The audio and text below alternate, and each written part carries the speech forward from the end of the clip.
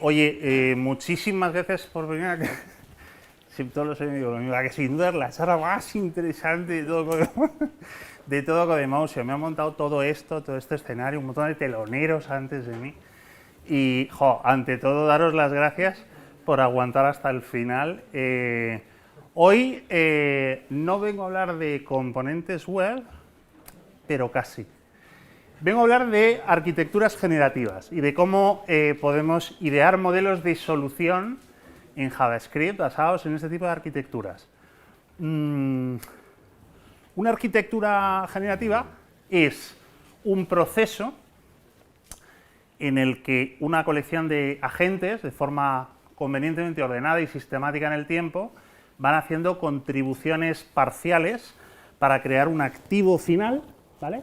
Partiendo de una semilla que funciona como una carcasa, ¿vale? Esto es una arquitectura generativa. Y las arquitecturas generativas confrontan con los modelos, si se quiere, más convencionales, basados en la idea de la interpretación. O sea, un programa coge, por ejemplo, un modelo en JSON y lo interpreta y muestra un determinado comportamiento al usuario final.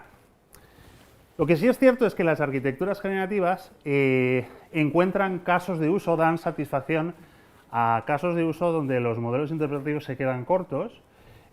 Por ejemplo, nosotros podemos partir de una especificación escrita en un lenguaje, yo qué sé, en un dialecto, en un esquema que se nos ocurra en JSON, en YAML, en XML, y generar activos a través de este proceso paulatino, progresivo, constructivo de las arquitecturas generativas, por ejemplo, para crear, no sé, un proceso que se ejecute en una determinada plataforma de destino, o una arquitectura de lambdas que se ejecute en la nube, o, no sé, incluso la inteligencia dialógica de un Smart Agent, cosas similares.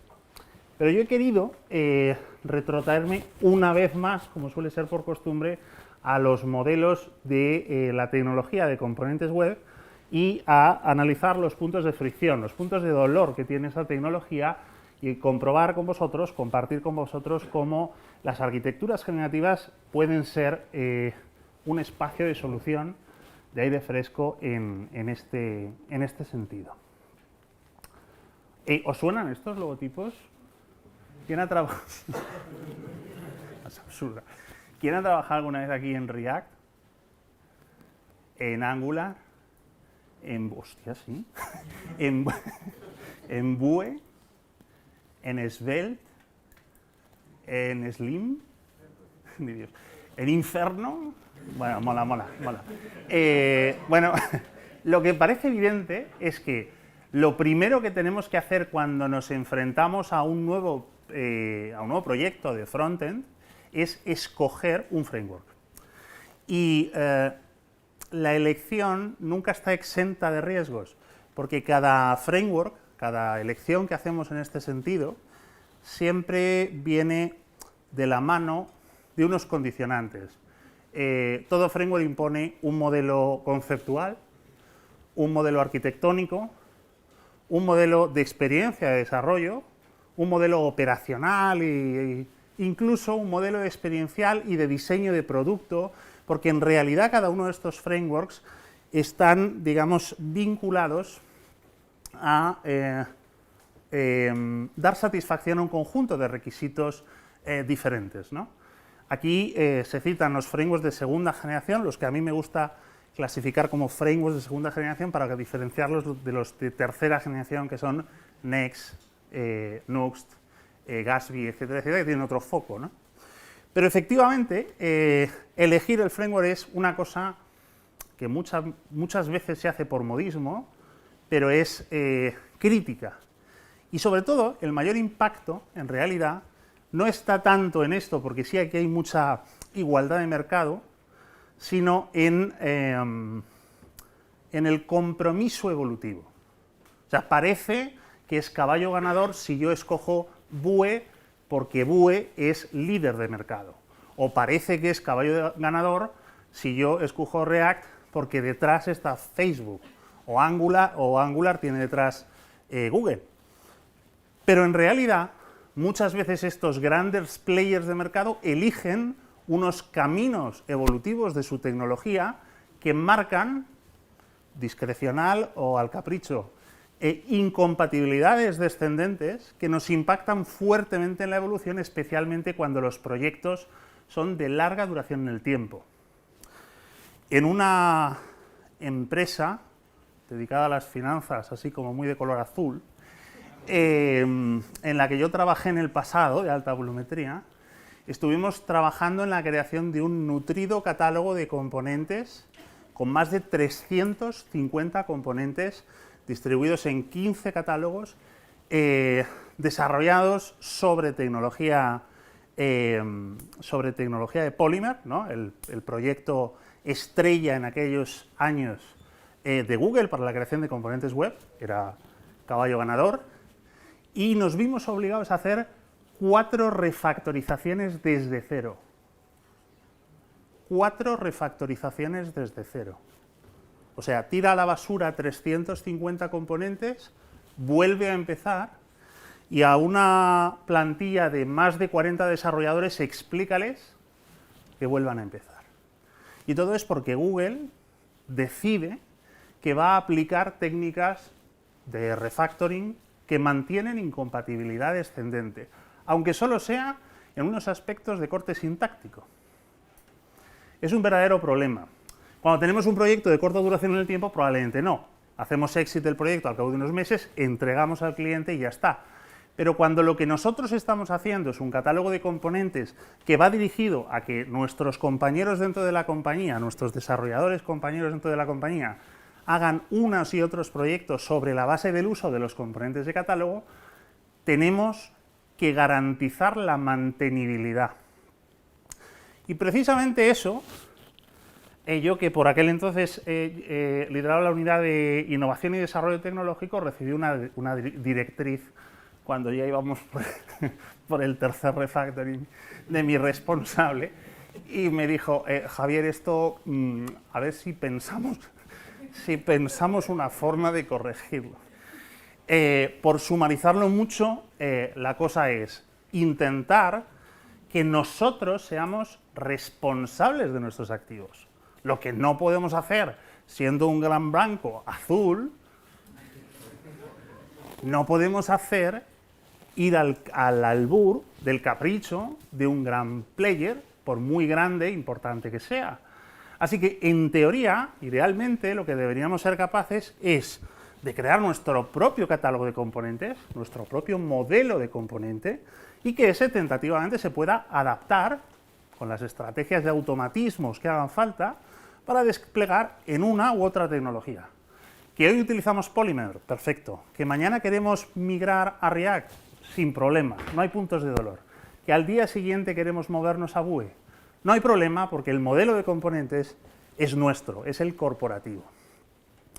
Y en el mismo sentido, si nosotros creamos nuestros propios componentes, pues entonces también estaremos sometidos a, digamos, a un desacoplamiento de los cambios caprichosos a lo largo de la evolución del proyecto. En este caso, como os digo, se trataba de Polymer. Así que el objetivo fue, oye, vamos a crear nuestro propio modelo de componentes web, el modelo de componentes web corporativo.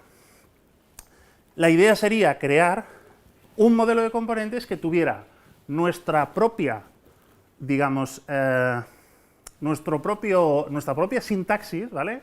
Decidir cómo queremos a partir de ahora escribir, por supuesto en JavaScript, componentes web, eligiendo cómo es la forma en la que vamos a utilizar nuestra propia notación. Primero decidimos una notación y a partir de esa notación escribimos ese catálogo de 350 componentes. Y luego seremos capaces, a través de procesos de transformación, de aterrizar eso en activos reales que ejecuten en una plataforma o en otra, incluso cuando esta evoluciona a lo largo del tiempo.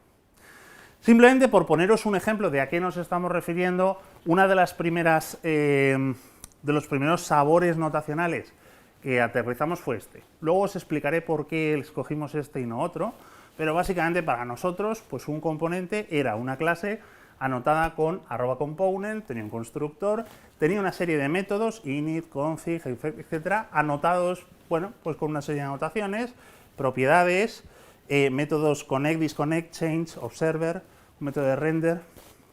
No importa ahora exactamente qué significa esto. Lo que importa es el cambio paradigmático que habíamos establecido en el modelo. Ahora nosotros, la corporación, éramos responsables de definir la sintaxis y cómo eso se traducía en un modelo operativo semántico subyacente. Ya no dependíamos de ningún player de mercado. Por lo menos no de forma directa, no de forma acoplada. Así que lo que hicimos fue crear estos procesos y todo eso, al cabo de los años, drenó en el espacio de informática para zapatillas que tengo yo en casa, ¿no? Todo el mundo tiene proyectos caseros, pues en el espacio origami, ¿no? Os invito a navegar www.openorigami.com y ahí podéis ver cómo es un espacio de experimentación con distintos productos, donde para este respecto destacan el framework Frog y el modelo Origami Tadpole. ¿Vale? De esto es de lo que os vengo a contar, os vengo a hablar hoy aquí. El modelo de Frog es un producto JavaScript que nos ayuda, os ayuda como desarrolladores a crear arquitecturas generativas tal y como las hemos definido al principio. Un proceso de transformación a lo largo del tiempo que convierte un activo de origen en una realidad, digamos, computable que se puede interpretar en una plataforma de destino, ¿no? Y lo que yo quiero compartir hoy con vosotros no solamente es el modelo de componente que ideamos con el uso de este framework, sino sobre todo cómo funciona este framework y cómo se pueden crear arquitecturas generativas con JavaScript. Cuando creamos un modelo de componente, hay como, te diría, dos dimensiones que atender, pero que en realidad claramente se despliegan en tres, ¿vale? Enseguida aterrizamos esto a lo concreto, pero primero pasamos por aquí. Yo tengo que escoger una notación para escribir mis componentes como yo elija a nivel corporativo, ¿vale? Para construir esos 350 componentes, y luego lo que tengo que hacer es dotarles de un significado particular. Cuando yo pongo @init, tengo que decidir que la forma de anotar el método de inicialización es con la anotación @init, pero también tengo que decir exactamente qué significa desde un punto de vista actitudinal, de comportamiento hacia el exterior, un método de inicialización. En ese sentido, en realidad hay tres actividades que hacer. Lo primero de todo es definir la sintaxis abstracta, ¿vale? Esto los arquitectos del lenguaje lo tienen muy claro. Más allá de definir una sintaxis particular, una notación concreta, hay que decir, oye, ¿cuáles son las partes desde un punto de vista del lenguaje que se pueden reconocer en mi modelo de componente, en el que yo quiero construir? Un componente va a tener métodos, va a tener propiedades, existirá un método de render, existirá un método de inicialización, existirán métodos observadores. No sé ni lo que estoy diciendo a nivel semántico, pero lo que quiero reconocer o distinguir o negociar con el equipo de desarrollo en primera instancia es cuáles son los elementos característicos que yo en cualquier componente podría llegar a querer especificar a nivel abstracto. A eso en arquitectura del lenguaje se le llama sintaxis abstracta, ¿vale? Además de eso hay que aterrizarlo con una notación concreta, ¿vale? Si vale, es perfecto, mi componente pues es un componente que tiene métodos y propiedades, pero la forma concreta de escribir un componente pues es a través de una notación con una sintaxis JavaScript compatible con JavaScript, que es de clase, con bueno, pues uso de getters y setters para la definición de propiedades, etcétera, etcétera. Advirtamos que esta dimensión y esta dimensión no están relacionadas, porque yo podría, por ejemplo, crear tres sabores sintácticos de notación específica diferentes para crear una misma realidad abstracta a nivel sintáctico. Pero una vez que tenemos este pack, es decir, una vez que hemos determinado cómo se escribe y cómo se traduce, lo que podemos determinar, lo que tenemos que determinar es, oye, cada una de las cosas que potencialmente pueden ir en una especificación concreta, en un componente particular, escrito en nuestra notación que ya la tenemos definida, es en qué se traducen. O sea, cuando yo pongo @init, ¿a qué me estoy refiriendo? ¿Qué va a pasar por debajo? ¿Qué tiene que pasar por debajo? Y eso es la semántica operacional a la que tenemos que atender cuando definimos nuestro modelo de componente, ¿no? Insisto que esto habla de componentes, pero cualquier otra realidad no centrada en el mundo del frontend se resuelve de forma igual con aproximaciones generativas. Lo que estamos haciendo aquí, por tanto, es dotar la capacidad de que una gran corporación defina su propio modelo de componente a nivel sintáctico, otra diferente su propio modelo, que sé, por ejemplo, pues esta puede tener color azul, pues esta naranja, por ejemplo, o roja. Y con una arquitectura de transformación, cada realidad se puede traducir a distintas plataformas. Esto puede ser la plataforma web, la plataforma nativa, Vue, Angular o lo que haga falta. Así que con n más m esfuerzos conseguimos una explosión combinatoria de posibilidades de n por m. ¿Vale? El siguiente punto, si queréis, que hay que decidir es, oye, todo esto, ¿cómo lo resuelvo? Ya sé que hay una arquitectura generativa que parte de una carcasa, aplica una serie de transformadores y obtiene un resultado ejecutable final en una plataforma de destino, ¿no? Pero eso se puede hacer en dos fases, ¿vale? La fase que seguramente os resulte más habitual, que es generación estática, o la fase de generación dinámica. En la generación estática, básicamente lo que hacemos es aplicar un proceso en la fase de build que parte de una especificación y genera unos resultados. Esto suena muchísimo a transpiladores, Babel, Vite, etcétera, etcétera, aunque yo no vengo a hablar de eso, ¿eh? Yo digo que eso es una instancia, una ocurrencia, una forma de arquitectura generativa. Pero esa misma arquitectura también se puede esconder detrás del import, porque JavaScript, y lo digo para que demos sopapos a nuestros amigos que dicen que JavaScript es un lenguaje muy antiguo, lo he oído hoy, lo digo por eso. JavaScript es un lenguaje maravilloso, como os vengo a demostrar hoy, que quiero que os quedéis con esa clave, porque en realidad vosotros, como desarrolladores, no solamente sois usuarios de JavaScript, sino que podéis crear JavaScript, podéis extender JavaScript. Siempre se nos vende la idea de que JavaScript se puede extender por encima de sus posibilidades por aplicación de una cosa que se llama Babel y resulta que puede utilizar anotaciones cuando no existen en el estándar o que puede utilizar spreading cuando todavía no es estándar.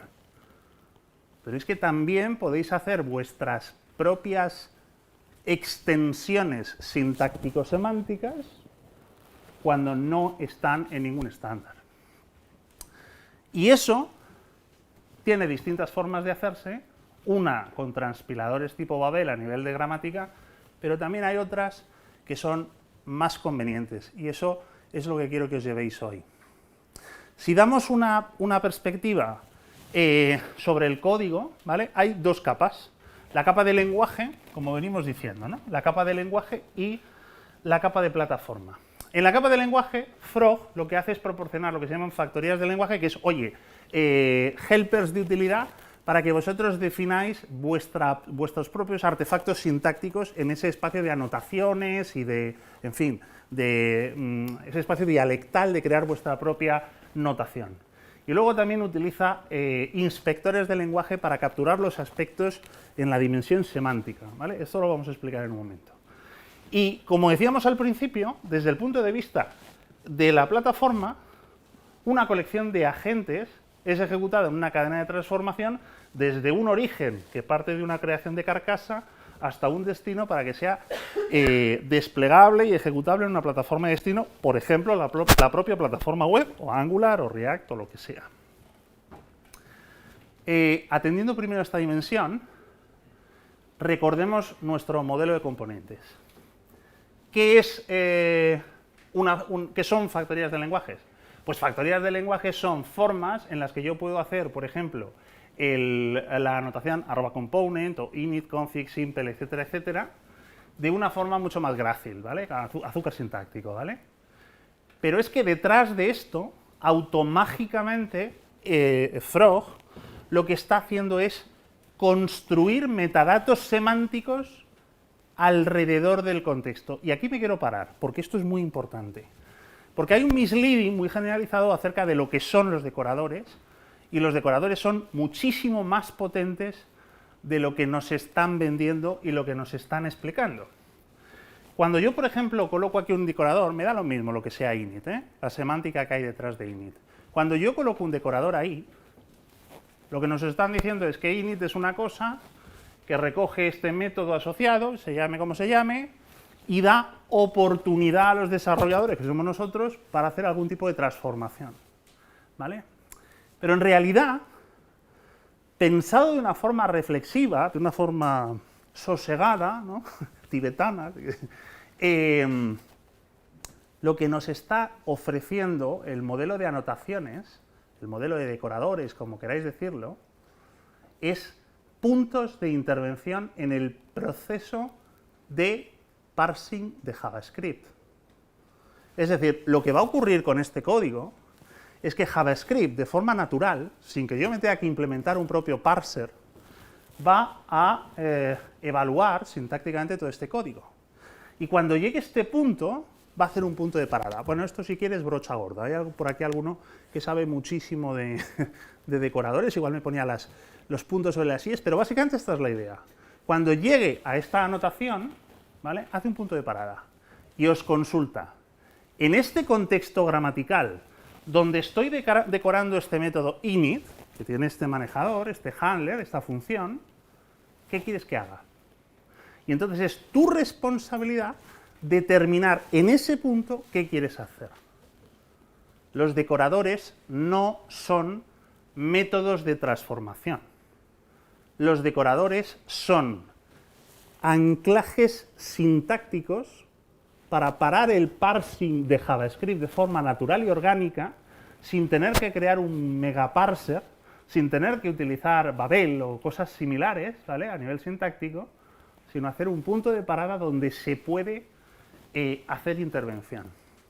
¿Qué es lo que hacen las factorías de software, las factorías de lenguaje de Frog? Lo que hacen es automatizar este proceso para que no tengáis que poner lógica específica de cada anotación, como sería lo convencional. Lo que hacen es recoger el contexto ambiental, capturar en forma de un registro global de metadatos todo lo que aquí pone, y entonces todo el modelo sintáctico se convierte en un modelo semántico. Es decir, si yo recorro todos estos decoradores en tiempo y forma, como hace JavaScript, dejo que JavaScript recorra todos estos decoradores en tiempo y forma, y cada uno de ellos lo que está haciendo es contribuir con deltas de metadatos sobre un registro global, pues creo un modelo semántico. Así que una especificación sintáctica automáticamente se ha convertido en una especificación semántica, en un espacio de atributos, de metadatos, que caracterizan lo que ahí pone. Y yo como desarrollador, en este problema de crear mi propio modelo de componentes, me puedo olvidar de la sintaxis. Eso es alucinante. Vale, y entonces, ¿qué hacen los inspectores de lenguaje? Los inspectores de lenguaje lo que hacen es vistas proyectivas de ese registro. Es decir, como tenemos un registro de metadatos que ha sido construido automáticamente por cada uno de los decoradores en cada una de las especificaciones de cada uno de los 355 componentes que hemos hecho de esta nueva forma, cojo el registro y hago vistas proyectivas. Por ejemplo, hay un inspector que me sirve para proyectar, para ofrecer solamente la metadata relacionada y de forma dulcificada, relacionada con la configuración, o la lógica relacionada con la consumición de propiedades, o ¿saben lo que se declaran como propiedades, ¿no? O, en fin, un largo etcétera. Por ejemplo, la lógica relacionada con los hooks de control de ciclo de vida, etcétera, etcétera. Insisto, de momento da lo mismo lo que esto signifique. Lo que quiero que os quedéis es con la idea de, joder, Frog es una herramienta excepcional para que a través de las tecnologías de anotaciones sea capaz de crear una especificación procesable, ¿no?, semántica, a través de una sintaxis. Y entonces ahora llega la parte de abajo. Quiero centrarme en este punto, ¿vale? Aquí básicamente lo que se hace es, en esta primera fase, simplemente crear una carcasa, luego hablaremos de ella, Pero básicamente lo que es core de esta plataforma es, parto de una carcasa inicial, la voy transformando de forma iterativa e incremental por aplicación sistemática de agentes de transformación que van haciendo deltas de contribución sobre esa carcasa, hasta que aquello se convierte en un artefacto computable sobre la plataforma ejecutable de destino, ¿no? Entonces, estas extensiones, que es así como las llamamos así en los agentes, ¿no? Estas extensiones, estos agentes de transformación, son los que hacen las llamadas, las invocaciones a los inspectores semánticos, ¿no? Bueno, aquí está un poco en código, ¿vale? Para que veáis que esto no son solo PPTs. Un motor coge la factoría a través del modelo semántico, ¿vale? Crea a partir del... recupera de la plataforma, que es la especificación de, por ejemplo, Vue pues es una plataforma, Angular es una plataforma, la propia plataforma web es una plataforma. Recuperamos la factoría, el conjunto, el generador, y creamos con la factoría una serie de semillas. Y vamos, una semilla de origen. Y vamos haciendo un loop que recorre cada una de las features, que son esto que os estaba diciendo, que son los agentes de transformación. ¿Qué es lo que hago? Cojo cada feature, le paso el modelo semántico, la feature sabrá interrogar tentativamente, según le interese, ese modelo semántico, que ya es semántico gracias al proceso de lenguaje de la capa superior, y entonces la feature se lanza a ejecución. Esto se produce sistemáticamente en tiempo y forma, como decíamos en la primera slide. Aquí esto, si queréis, no importa demasiado. Lo que importa es que una feature, una feature, es tiene un contrato muy sencillito con un método de ejecución, y aquí se produce lo que se produzca. ¿Qué es lo que, si queréis, lo relevante? Lo relevante es que nosotros podemos recuperar del modelo diferentes inspectores. Por ejemplo, recupérame el inspector de reflexión, da lo mismo lo que sea eso, ¿vale? Es uno de tantos, ¿vale? Y entonces decimos, oye, a partir de aquí, información de bindings. Esto es un tipo de información semántica que tiene que ver con una de las características, concretamente la característica de reflexión. Bueno, es lo de menos, el particular. Y lo que hacemos es llamar a extensiones, que no son más que helpers, ¿vale? Este es detalle, esto no es tan interesante. Extensiones que hacen ya procesos de transformación particular. ¿Sí se entiende? Bueno, entonces, a partir de aquí, estaría bien comprobar cómo podemos crear un modelo de componentes propio que responda a las necesidades originales de la organización, como decíamos, con esta arquitectura. Un modelo de componentes, ¿vale? Aquí podríamos hablar de otra cosa, insisto, pero en el particular, ahora esto es un modelo de componentes web. Un modelo de componentes es básicamente un artefacto que pertenece o se circunscribe dentro del mundo de la orientación a objetos, porque todos los nodos DOM son objetos. Pero en particular, los componentes web son algo más que objetos, porque tienen en realidad 4 perfiles de contrato. Tienen capacidades para hacer introspección sobre la parte de la geografía DOM del contrato declarativo, tienen un contrato imperativo de propiedades y métodos, tienen un contrato reactivo para hacer escucha de cambios en las alteraciones del ciclo de vida, o en fin, escuchadores de eventos, etcétera, etcétera, y bueno, muchísimas cosas más, y un contrato visual que tiene que ver con la renderización de la vista, etcétera, etcétera. No es relevante hacer un estudio exhaustivo de lo que nosotros, en esta gran organización, hicimos, porque en realidad lo que hicimos básicamente fue mirar a mercado, hacer un screening 360 y ver qué es lo que nos interesaba o no meter en el modelo de componentes, ¿vale? Seguro que nos resulta nada, o sea, todo es más o menos familiar, ¿vale? Bueno, quizá alguna cosa así, que es lo que luego dejaremos para la demo. Y lo que sí quería compartir con vosotros es esta zona que está en verde, ¿vale? O sea, que está en amarillo. Porque esta parte, ¿vale?, es la factoría de la semilla original de la que parte todo artefacto. Entonces, lo que hacemos es definir un componente en este proceso generativo, por ser generativo, como un string, Esto es un string. Y lo que ponemos aquí básicamente es clase, como me diga el inspector de base que se tenga que llamar la clase, que extiende de base, que esto seguramente será HTML element, con un constructor y una serie de métodos estáticos. A destacar aquí, los métodos estáticos básicamente son un microgobierno de extensiones. Nótese que lo que hacemos aquí es definir un array estático de extensiones, ¿vale? Y un método para añadir extensiones con prioridad. No he puesto el código, pero básicamente esto lo que hace es meter aquí con esta prioridad las extensiones.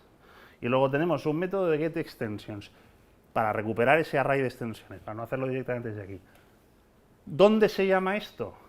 En la parte del constructor. El constructor, esto sigue siendo texto, ¿eh? Por eso es una aproximación generativa. En texto yo digo, el constructor de toda clase, en su fase de carcasa, llamará a super, ¿no? Y hará un proceso de activación, que así lo quería llamar, que lo que haga sea, bueno, nuclearmente, recuperar todas las extensiones en orden por prioridad, llamando a este método, y iterarlas por medio de la ejecución, pasándole como argumento self, donde self es no otra cosa que el this. ¿Y todo esto es necesario?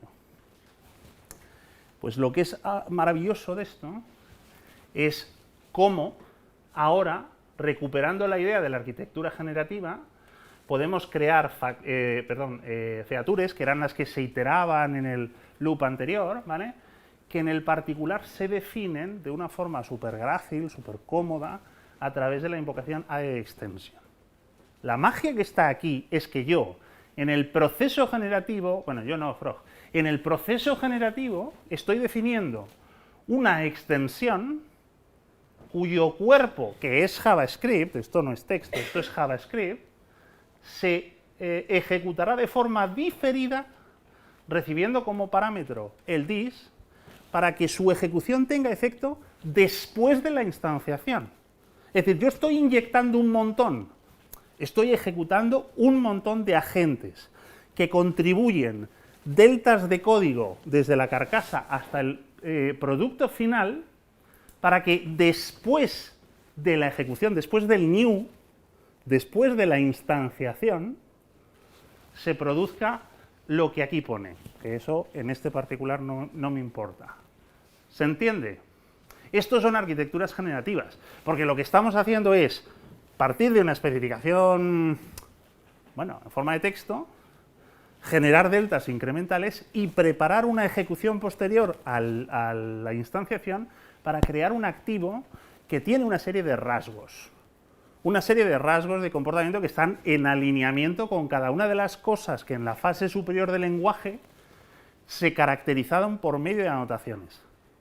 Cuando mi equipo de desarrolladores, bueno, el equipo de desarrolladores de la organización azul, decida que quiere cambiar su espacio notacional porque se siente más confortable con otra sintaxis, mi semántica operacional subyacente no cambia, simplemente hay que hacer un realineamiento. Y si yo quiero mañana cambiar una característica, extender una característica o eliminar una característica, por ejemplo, mi nuevo modelo de componentes ya no va a tener data binding porque nos vamos a aproximar a soluciones más a los React. Pues simplemente desactivo esa característica de la cadena de transformación. ¿Vale? Pues esto es lo maravilloso. Si queréis, lo que os voy a enseñar aquí, en realidad ya es lo de menos. Ahora os hago zoom, no veréis nada. Porque en realidad esto es la prueba de éxito. Es decir, lo que importaba, lo que molaba, ya lo hemos contado. ¿Qué es esto que vemos? Bueno, una colección de demos, está claro, de juegos muy sencillitos de ejemplo. Pero lo que vemos en la pantalla en realidad es una sandbox que utilizo yo visual para no tener que abrir las DevTools, ¿vale? Esto en realidad son unas DevTools muy simplificadas. Aquí os muestro el código, ¿vale? El código de un componente. Aquí os muestro el HTML nuclear y simplificado. Evidentemente, el HTML que se carga no es este, pero sí es un subconjunto selectivo y se está leyendo de ahí. Es decir, yo no hago trampa ni cartón. Podéis creerlo o no, pero yo lo que estoy haciendo es capturar el contenido de texto de un fragmento del HTML que está cargado aquí en este ejemplo y os lo muestro, ¿vale? Y esta parte de abajo es el viewer, digamos, es como sería como el browser. O sea, para que veáis que no os hago trampa ni cartón, pues yo si salgo de aquí, por ejemplo, pues escribe, ¿vale? Vamos a ver cómo sería nuestro sabor sintáctico. Aquí cargo una serie, bueno, los imports si quieres no los comentamos, pero básicamente nuestro modelo de componentes se anota como componente y el más raquítico y sencillo que tenga vista, pues utiliza un método de render que recibe un puerto, luego os contaré lo que es, y una vista en concreto, que una de las cosas que se puede hacer es colocar directamente con una plantilla de texto, ¿vale? Y entonces en el método de render, esta vista procesada se recibe aquí como parámetro y se puede invocar su método de render con un contexto determinado para que se evalúe. En fin, no tiene ningún misterio, pero ahora cuando ya recojo esto, pues en fin, a ver, que tampoco es un aplauso esto, pero claro que funciona, ¿no? Vale, oye, una cosa interesante es que lo que mola esto también es que yo puedo elegir, es decir, diferencias, ¿no? Os voy a mostrar diferencias de lo que se puede hacer en nuestro modelo de componente, que no suele ser habitual, ¿vale? Una de las cosas que se puede hacer en el modelo de Tadpole es delegar en el propio desarrollador el agente, o llámalo como quieras, responsable de cargar una plantilla, ¿no? En lugar de ser una cosa automágica como hace Vue o como hace Angular y tal, yo utilizo un loader el que yo quiera, ¿no? Este lo importo de aquí, lo he escrito yo, no importa eso porque eso es, digamos, trabajo sucio, que lo que hace es básicamente leer este HTML, lo carga por aquí y funciona exactamente igual. Y para muestra un botón, pues directamente, en fin, cargo esto, ¿vale? Y ya directamente pues sale un componente mucho más. Esto sí que ya merece un aplauso, ¿no?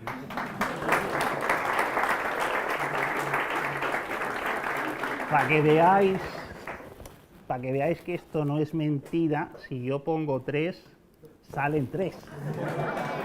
Bueno, oye, una cosa interesante que tiene este modelo de componentes, el modelo, la parte dices, está muy bien, se entiende en la notación render el views, pero ¿qué es el port? El port es el puerto de despliegue visual, ¿vale? Siempre he puesto, no sé si lo he visto en las versiones anteriores, ports.shadow, es créame un shadow DOM de forma automática, declarativa, no tienes que hacer nada y lo colocas. Pero es que también puedes hacer, hay otra opción, ¿vale? En el modelo de Tadpole que nos hemos creado, ports.previews. ¿Qué es ports.previews? Pues básicamente es, nosotros colocamos aquí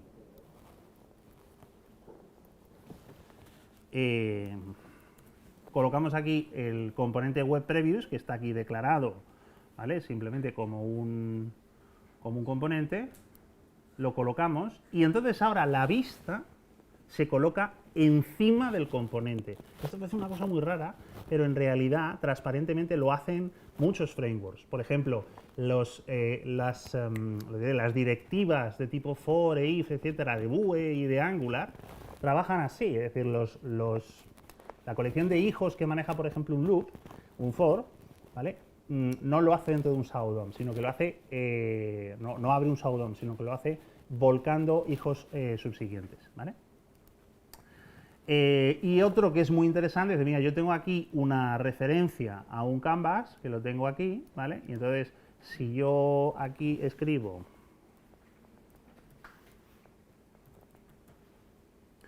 webgrid barra webgrid, pues entonces ahora esto sale dentro, es decir, el componente que sigue aquí, componente, bueno, si quiero, el componente que he creado sigue ahí, ¿vale? Se coloca dentro del div canvas y por eso aparece aquí dentro, ¿no? Es porque yo he utilizado otro puerto que es el puerto referencia. Esto es muy interesante joder, es que a lo mejor aquí parece una tontería, pero es muy interesante porque tú puedes hacer que un componente sea no un sistema de rendering automático, sino un aprovisionador de vistas. Es decir, oye, quiero que generes la vista, pero colócamelo allá.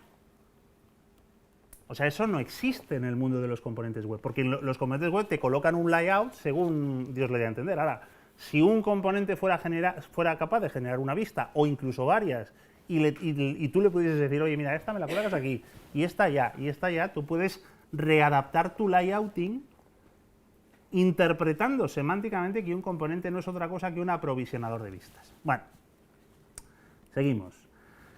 La forma en la que se captura la información en HTML, pues con un query selector accedes a los nodos hijos y a los atributos, etc. Eso no alcanza ningún misterio.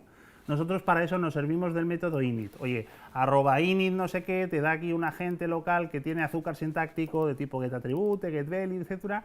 Eso lo pones en el dis y haces lo que te da la gana, y entonces ahora resulta que si le quitamos aquí los comentarios y escribimos... Y escribimos aquí esto, WebGrid y otro WebGrid y con atributos y no sé qué, pues efectivamente ahora salen bicolor. O sea, es una cosa. ¿Vale? Pero eso no es todo. Pues, digamos, en el contrato declarativo, porque eso son capacidades de contrato declarativo, de explorar el DOM, etcétera, etcétera, ¿vale? Y dices, oye, si el init es un caos y tal, ¿por qué no podemos hacer una notación que se llame simple, que dado el nombre de una propiedad me recupere su valor? Y entonces hago lo mismo, pero de una forma más distribuida, ¿no? Eso es la notación simple, ¿vale? Entonces, básicamente, pues es lo mismo, ¿no? ¿Vale? Pues eso. Y, ¿qué más? Ah, y bueno, podemos, por ejemplo, crear una familia. Es decir, resulta que hay dos atributos que siempre están emparejados. No sé si este es el mejor ejemplo, porque siempre el atributo texto y el atributo color, que representan el color de texto y el color de fondo, pues los quiero capturar, o sea, los quiero, digamos, manejar o gestionar en el componente como un par, ¿vale? Pues para eso digo la familia text-color, ¿no? Que se llama respectivamente color y texto, los utilizo para capturar. Y entonces ahí sí resulta que, bueno, pues que tengo el mismo efecto, ¿vale? Vamos un poco más deprisa. Este es muy interesante, porque fijaos, aquí hemos definido un evento con esta sintaxis. Todo lo que sea de la forma entre llaves event igual a entre llaves ref, se va a capturar con el atributo especie y le pasas como entre paréntesis esta especie de expresión regular, y te recupera el objeto donde event vale el valor que valga y ref valga el valor que valga, para ver a lo que me estoy refiriendo. Aquí tengo dos componentes donde tengo un @click igual a fx y @click igual a fi, ¿vale? Entonces, esto lo que me va a capturar es ¿cómo se llaman las propiedades? Event y ref. Esto lo que me va a capturar en event y en ref, respectivamente, pues es click y fx. Así que lo que voy a hacer es una de event listener de ese evento con dis de ref. Y aquí está fx y fi definido para que haga lo que sea, ¿vale? Entonces, si yo esto lo renderizo y ahora le doy aquí, pues hace un hello. Hostia, tío. Bueno, ¿qué más? Bueno, los slots. Los slots, bueno, aquí los slots es una forma de capturar los nodos hijos, la información de nodos hijos, ¿vale? Ahora vamos, correcto. Ahora vamos a mostrar, bueno, aquí es una cosa ya un poquito más elaborada, y este es muy interesante porque lo que podemos hacer es utilizar la notación aquí lo que tengo, fijaos, aquí lo que tengo son dos componentes, el WebGrid, ¿vale?, que lo identifico con A, ¿lo veis? ¿Sí? ¿Correcto? Y luego tengo, tengo otro, el WebGrid, que lo identifico como B, ¿vale? Y entonces aquí tengo un WebMessages que dice cosas, no sé, dice, lo que sea, aquí, ¿vale? Esto es, creedme, una especie de generador temporal de mensajes, ¿vale? El mensaje, ¿vale? Y lo que aquí he puesto es una referencia a almohadilla A, que es la forma de referir dentro de un, ¿no? Dentro de un DOM, concretamente a este, ¿vale? Entonces, resulta que si yo esto lo evalúo, el de arriba, que es el A, el azul, empieza a cambiar los mensajes. Hostia, esto es maravilloso, dinámico. Bueno, lo que verdaderamente se esconde detrás de esto es que soy capaz de definir en la clase de mensajes, a través de la notación inject, ¿vale? Una referencia, ¿vale? Una referencia para capturar un nodo, ¿vale? Con lo cual no tengo que hacer mucho trabajo. Y esto es la forma en la que en realidad deberíamos trabajar en JavaScript, en orientación a componentes, no monolíticos, ¿vale? Porque la idea es, yo creo un catálogo de 350 componentes para que luego los